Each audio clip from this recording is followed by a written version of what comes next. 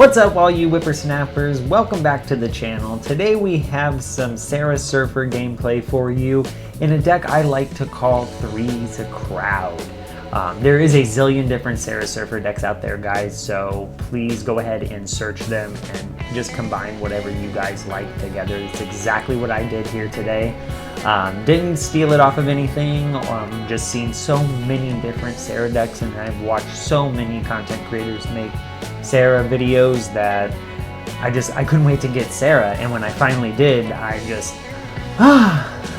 been going crazy with her. I've been playing this deck exclusively for about 5 days, guys. I have all the stats here on the side, as you can see. It has just been doing work for me. We have just been climbing. This thing busted me into Omega, which is ironically the highest I've ever climbed in ladder. The past couple I've only been getting Vibranium, and it just sucks, but she broke me into Omega, and hopefully we take this thing into Infinite. I'm not going to go through each and every card. I don't want to waste your guys' time. If you guys don't want to hear any of this jargon, please just utilize the chapters down below and just get on with the gameplay. But we'll just talk a little bit about the deck here.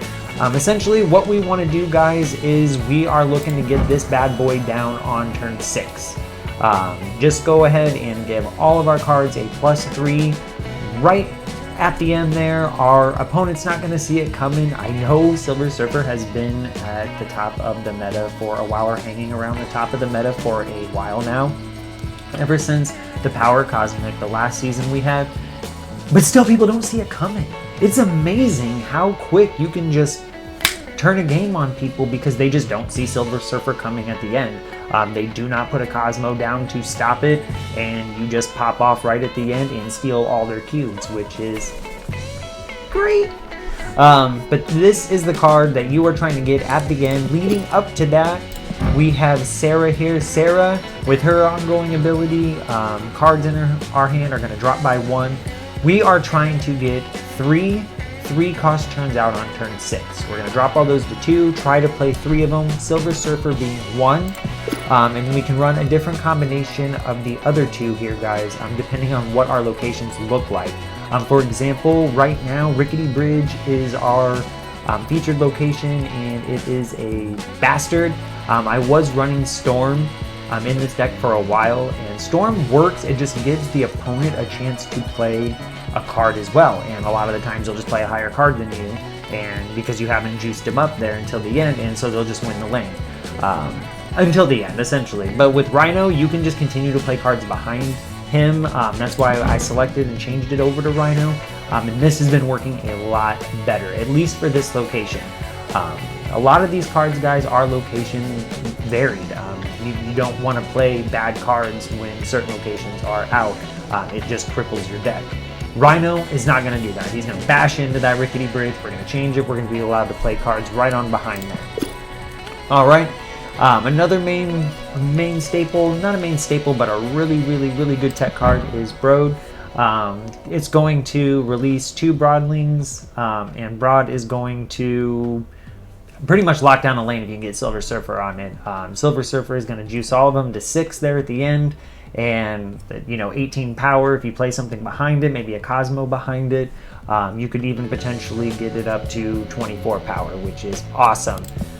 Wong is in this deck, guys, simply to try to pop Silver Surfer off twice. If we are able to pull the trigger on that, that's excellent. Sera's only going to drop him to a 3.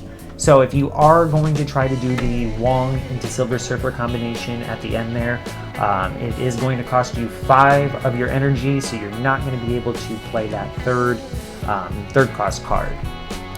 But giving 6 power to the other ones across, sometimes it outweighs it, guys. You gotta take it situation by situation, because sometimes you'll see like, ooh man, I'm losing by 5 here, and I got this lane locked down over here. But if I could just maybe do a Wong Silver Surfer, give an extra power over here to this lane, boom, win the game.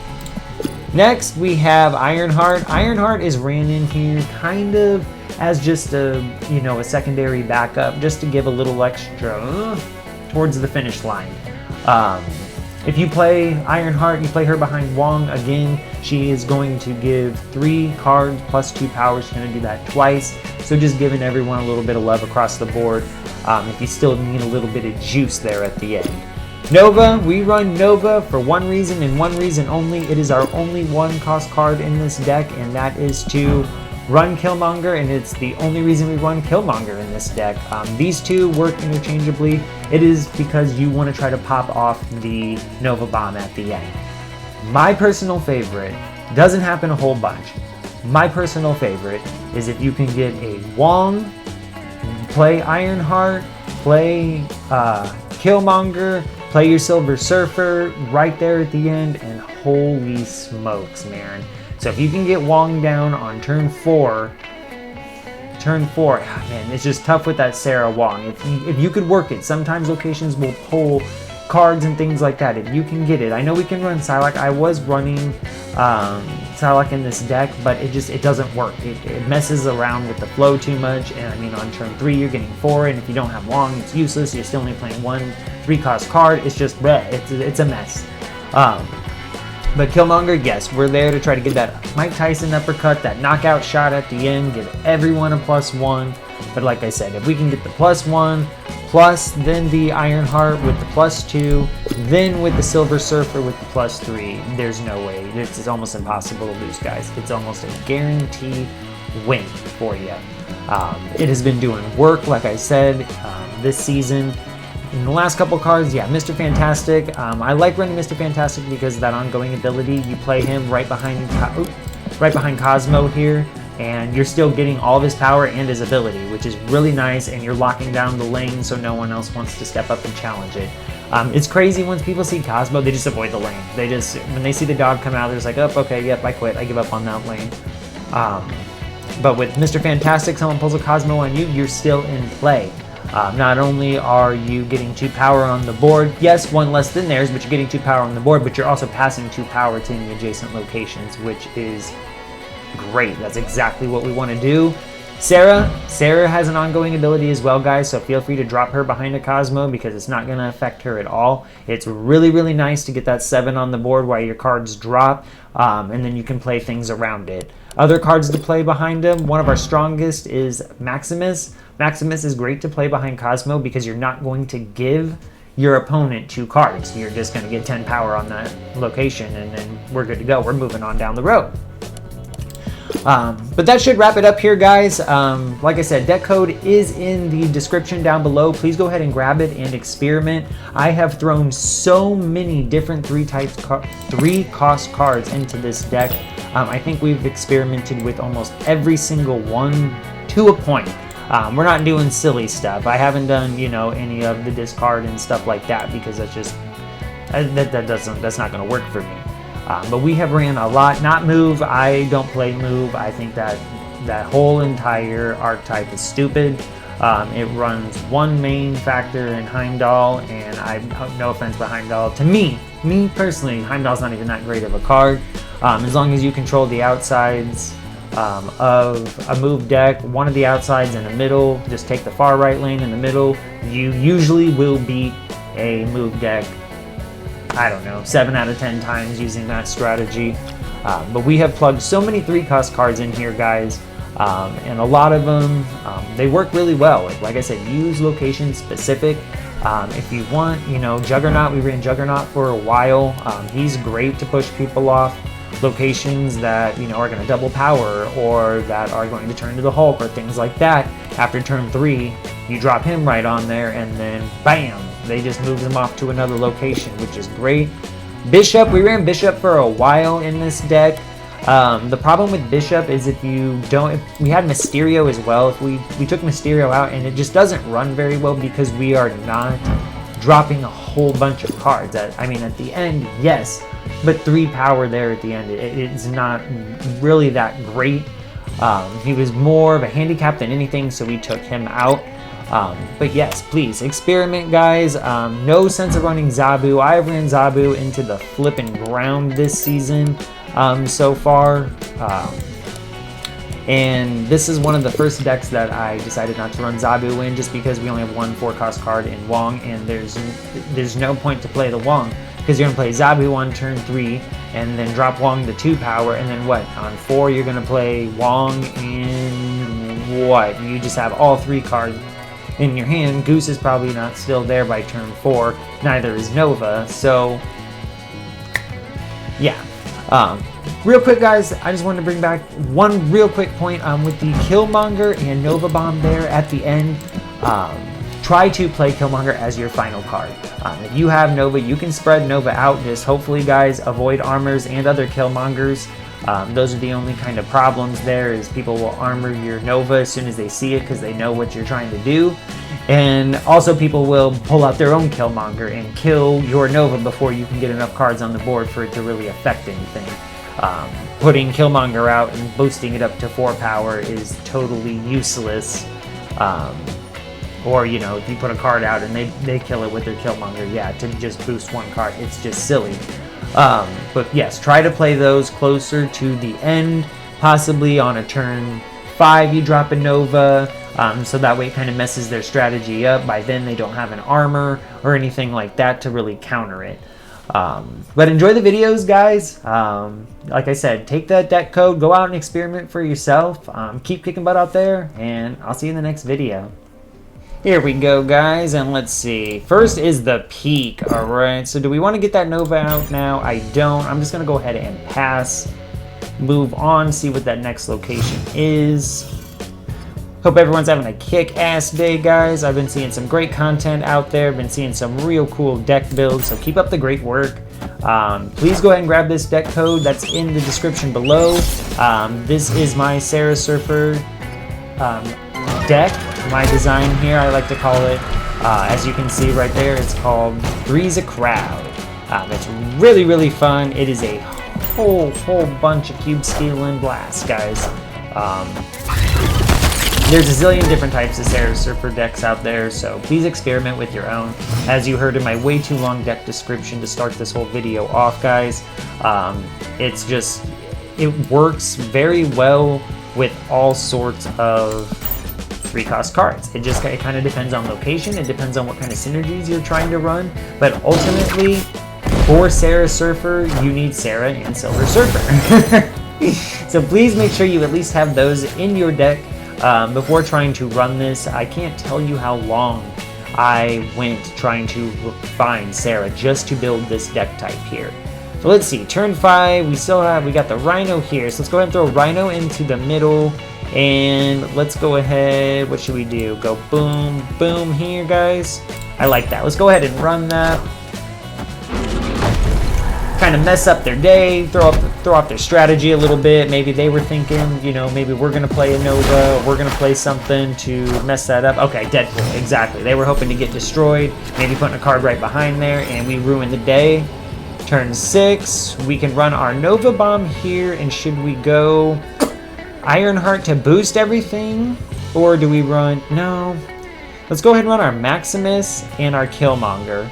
So, where do you think they're going to go here, guys? They're probably coming to Murder World to probably piggyback off of the Winter Soldier here. So let me go ahead and stick Maximus there. And then all of these are going to get a +1. So what's that going to be? That's going to be go up to 11. Let's go ahead and drop this here maybe to a 9. 10, 11. Okay, I like that. I like that. And see, as you can see, guys, the net cube, they don't go up because I don't snap a whole bunch. I really need to work on that. I don't snap a lot. All right, there's the bomb. There's the bomb. Bye-bye, Deadpool. There's our death. We're going to lose there. They're going to pull one over, giving us the win. Thanks, Magneto. Thank you, Magneto. Victory. Beautiful. Alright, guys, on to the next one. Alright, guys, Battle 2 here. Let's take on... What's his name? Reno? I ain't even gonna say it. You know what? I need to stop doing that. I make myself look so stupid when I'm trying to pronounce names all the time. And what do we got? We got DC, which cards that have no abilities get 3+, and there's the dang rickety bridge. My daughter's favorite dinosaur in pterodactyl right there, or pterodactyl, whatever. Let's go ahead and skip turn 2, and we can get on to the fun stuff. Ooh, a scorpion. Spooky. Shadowland, you son of a bitch. But I got a Killmonger that's going to take care of that. So we don't have Rhino yet. And our Broodlings don't have abilities, so let's go ahead and give them some power.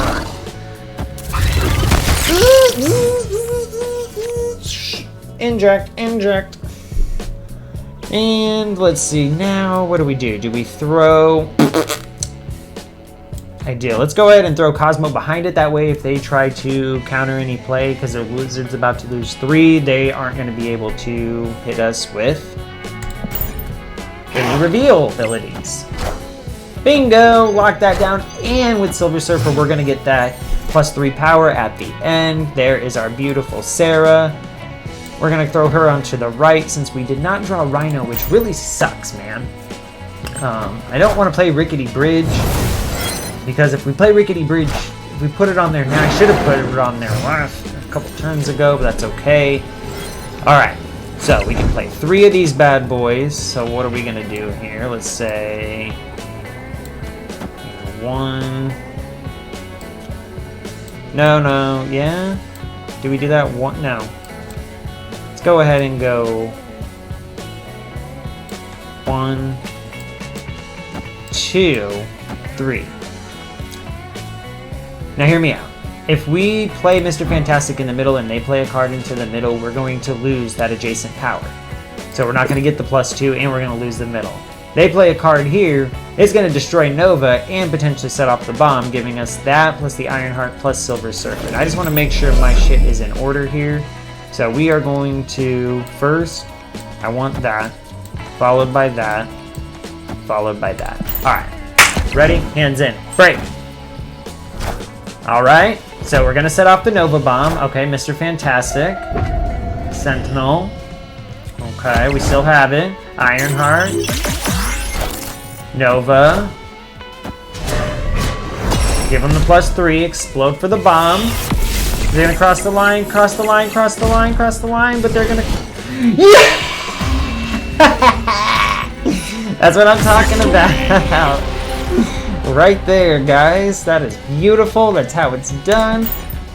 All plays into each other. Excellent. On to battle 3. Alright, guys. On to battle 3 here. Here we go. We're playing Mark. Marky Mark. Alright. Well, let's go ahead and skip. Wakanda. Can't destroy anything. Iceman. Got us right in a Cosmo. Not the bimbos. Son of a bitch.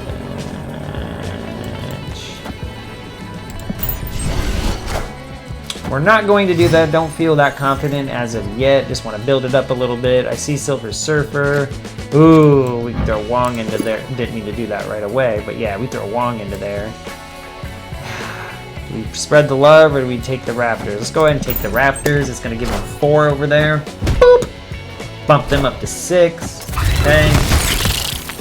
Looking like possibly their own, either Patriot and or Silver Surfer deck. Patriot works okay, but they only really boost those Broodlings there, so I took Patriot out. And I don't like running those other cards that don't have abilities in there. I'm an ability guy. I don't want to run the Misties or the Shockers. I don't want those cards. Quicksilvers, you guys can have them. I want cards that are going to be able to turn over and do some damage or do something. Now let's see. We play Sera turn 5 here. I mean, this is just working out beautifully because then it's going to drop all of our other ones. This is really, really nice. Do we drop her in the middle or we drop her onto the left side here? I'm going to drop her in the middle because then we can put all our 3 cost cards onto that left, potentially stealing it. Maybe. That's weird with the Zabu. I don't know what you're going to be running, but we'll throw you down to get all of that. Then we're going to have initiative, so we're going to throw Cosmo in here. We can't, you guys. We can't. Can't play our Cosmo because he's not reduced. So. Alright, fine. I'll snap with you. They turn over a Silver Surfer, though. So if they turn over Silver Surfer, as of right now, they only have 2 length. Okay. Got our Broodlings to fill it out. Hit him with the dualies. Come on, come on, come on.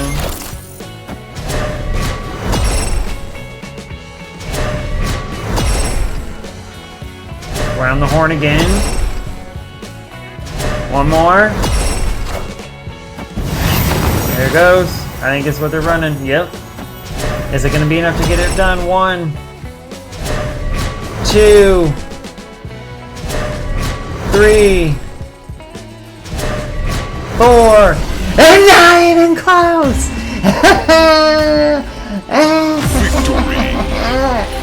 You betcha, baby. You betcha. We'll take all 8 of those.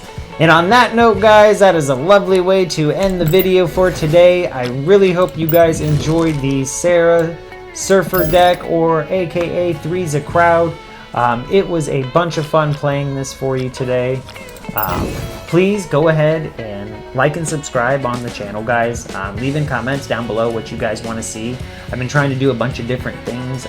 Just been working my ass off here, trying to learn, trying to make different videos. Your feedback really helps me a lot, and if you like the video or subscribe to the channel, it really helps me grow as a content creator. I want to bring some of the best content to you guys, and the only way I can do that is with your feedback.